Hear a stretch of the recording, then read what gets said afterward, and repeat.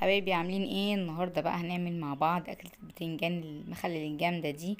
نعمل مع بعض برضو الهريسة دي، بتقعد نخزنها كده بالسنة عندنا. بكيس ملح بس وشوية فلفل وثوم. هنعمل مع بعض احلى هريسة، احسن من بتاعة المطاعم. بنستخدمها في كل الاكلات، بنستخدمها في الدقة، في البتنجان، في السمك، في الكبدة، في كل حاجة. يلا مع بعض نشوف الفيديو. حبايبي عاملين ايه النهارده؟ بقى هنعمل مع بعض خازين السنه كلها. عايزه اقولك الهريسه الشطه دي حاجه جامده جدا، ما نقدرش نستغنى عنها. هعملها لكم بطريقه احسن من محلات ومطاعم. حاجه حلوه جدا، هتعيش معاكي سنه كامله، يمكن اكتر من سنه كمان. وتطلعيها تفضل بصي بنفس لونها وبنفس طعمها، وبطريقه سهله جدا وبسيطه. والفيديو مش هيقعد معانا كتير خالص عشان الملل.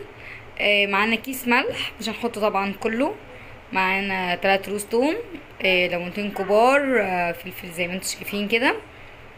احنا اول حاجه هنقطع روز الفلفل. بصوا حبايبي، فلفل دوت مش احنا مش هنشيل البذر بتاعه، هنسيبه كده زي ما هو. بصوا الطريقه بتاعتنا سهله ازاي، عشان مش فاهم ليه كده. بصوا حبايبي، بصوا هنشيل ايه دي كده اهو بكل سهوله. نرصها هنا كده معانا في الطبق، وهكذا. طبعا المفروض كنا لبسنا جوانشي تلبسوا بقى. عايزه اقول لكم ايدي هتفضل مشطشطه كده يومين. الشطه دي بقى مفيش غنى عنها، يعني الهريسه دي مفيش غنى عنها. نعمل بيها دقه كشري، نحطها على الفول كده الصبح واحنا بنفطر. نهدأ بيها السمك، نعمل بيها البتنجان زي ما احنا هنعمل مع بعض بعد ما نعمل الهريسه بتاعتنا. يعني عايزه اقول لكم مفيش غنى عنها بجد. هنعمل اكله شعبي كده،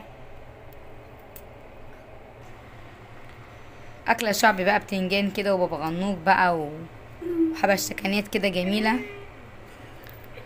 هتحطي برضو كده على البتنجان كده الرومي حته بقى من الهريسه دي مع فصين توم. انا مش عارفه ابني بيضحك على ايه، زي ما يكون بقى زغزغه. في حاجه يا جماعه بتضحك في اللي بقولها. هنكمل بقى كده ايه بقيه الفصوص كلها، بقيه الرز كلها تمام. وارجع لكم عشان ما اعملش عليكم. بعد بقى ما شلنا كل الروز بتاعت الفلفل زي ما انتم شايفين كده بالشكل الجميل ده، هنطحن بقى كده الفلفل، هنقطعه كده ترانشات. بصوا بقى يا حبايب قلبي، هنقطعها كده بقى زي ما انتم شايفين. والافضل نقطعها كده على الرخامه عشان ايدينا هتبقى بقول لكم شطه نار. نقطع كده على الرخامه وهكذا كده. بعد كده نطحنها بقى في كبه. ما عندناش كبه ايد الهون شغاله، ما عندناش ايد هون في بتاعه زمان دي اللي بتطحن التوم المطحنه. بصي يعني هتتصرفي، متجيش قالك ايه اتصرفي، مش هتغلبي يعني يا فوزيه. ماشي، وهنكمل بقى الباقي ونرجع لكم تاني. بصوا بقى يا حبايب قلبي، هنحطينها كده بقى في المطحنه. ماشي، نحط بقى ملح بس من ايه شويه كده، ده كده عشان يتخزن معانا. متخافوش مش هيبقى حادق، هيبقى مظبوط جدا. هنطحن بقى في المطحنه كده، دي المطحنه اليدويه. يلا دي المطحنه اليدويه، هنقعد نطحن كده عشان نطحن ونرجع لكم تاني.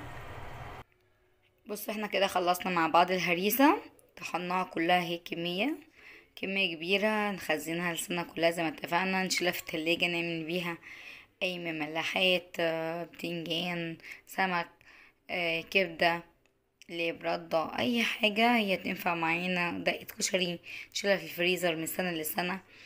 يلا نخلي البتنجان بقى مع بعض، ونفضي كده العلبة دي في علبة تانية.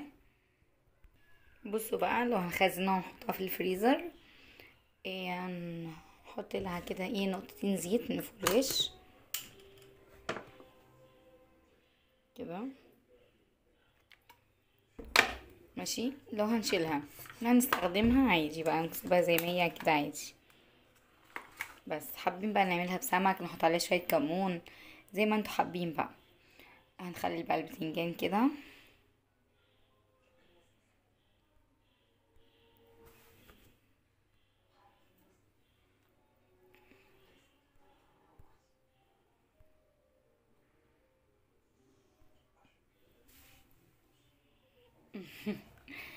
آه، خلي البتنجان زي ما انتوا شايفين. بنتي بس سابتني كده، كنت ماسكه التليفون. استحملوني بقى كده شويه لحد ما تيجي.